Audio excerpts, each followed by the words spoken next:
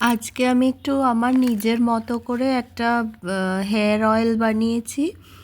তা সেই জন্য একটু ওই অ্যালোভেরা, একটু নিম পাতা, জবা ফুলের পাতা, এটা রোজমেরি, এটা যে কোনো দোকানেই পাওয়া যাবে। একটু আমলা, তারপরে মেথি, জবা ফুল, জবা ফুলের পাতা, নিম পাতা, তারপরে একটুখানি মেথি দিয়েছি।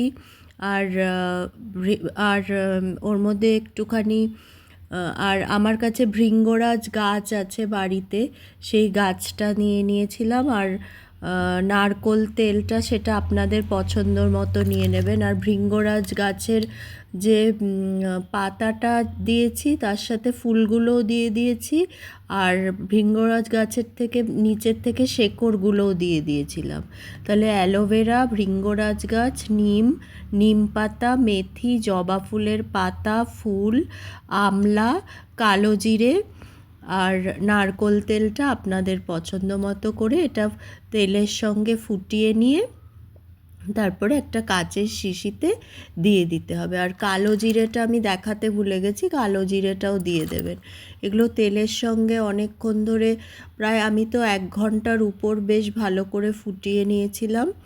আর এটা যাদের একটু চুল কমে যাচ্ছে বা শীতে তো অনেক চুলের সমস্যা হয়, ভালো করে চুলটা ধোয়া হয় না, চুলটা এখন উঠে যাচ্ছে, বা চুলে কোনো খুশকির সমস্যায়, সবেতেই এটা খুব ভালো কাজ দেয়।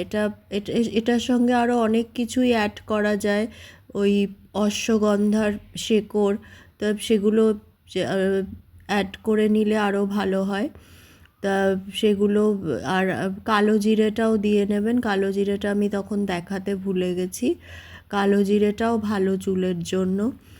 এগুলোতে তারপরে ওটা ঠান্ডা করে ওগুলো ছেঁকে নেবেন না, ওগুলো কি থাকলে ভালো হয়, ওগুলো এই শিশির মধ্যে ঢেলে এই নারকেল তেলটা বানিয়ে নেবেন। এটা ঠান্ডা করে ঢেলে নারকেল তেলটা বানিয়ে নেবেন। এটা চুলের জন্য খুবই ভালো। আর সব জিনিসই চুলের জন্য, এগুলো যেগুলো দেখালাম সবই, নিম পাতা, মেথি, ভৃঙ্গরাজ, অ্যালোভেরা, জবা ফুল, জবা পাতা, সবই চুলের জন্য উপকারী।